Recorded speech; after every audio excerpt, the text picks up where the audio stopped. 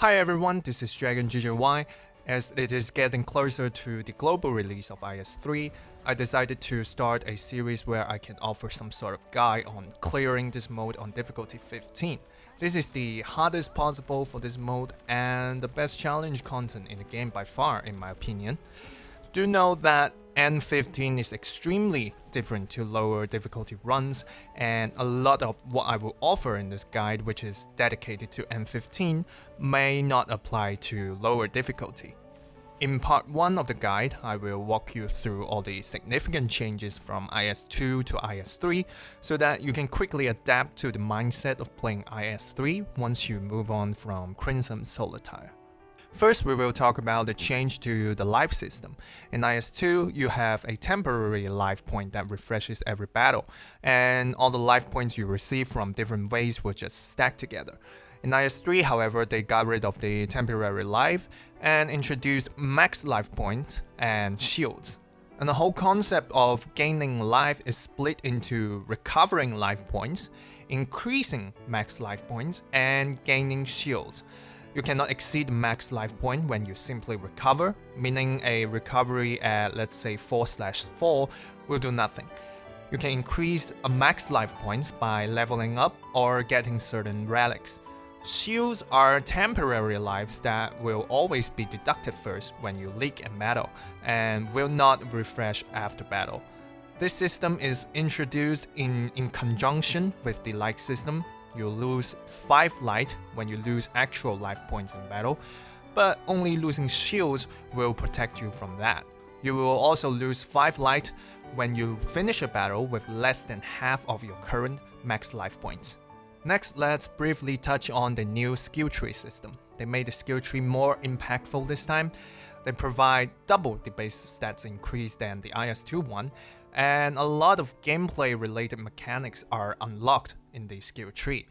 By fully finishing the skill tree, you can get more keys and dices to start the game with.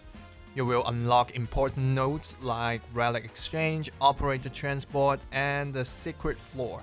It also included functionality upgrades to the 3 new IS-3 squads, opens up the option to reroll, and most importantly, allows you to gain 1 shield from Flawless Clear when you have more than 8 life points left. By Flawless Clear, it refers to when you don't lose actual life points in battle. So overall, don't feel too oppressed in your initial runs. You are at a large disadvantage, but you will soon be up to power as you unlock your skill tree and get familiar with IS-3. Now, let's talk about the difficulty system.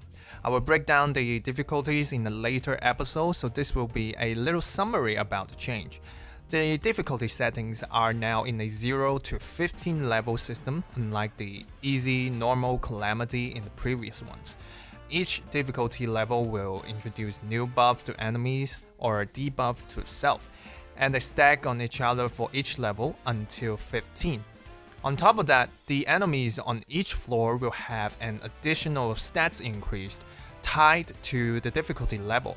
So for n15 first floor, enemies will have a 15% increase in attack and max HP, and another stack of 15 when they're on second floor, meaning enemies on the 5th floor will have a 5 times 15, that is 75% increase in attack and max HP. So for general reference, I will say N0 for IS-3 is actually easier than the normal difficulty of IS-2, thanks to the more powerful skill tree.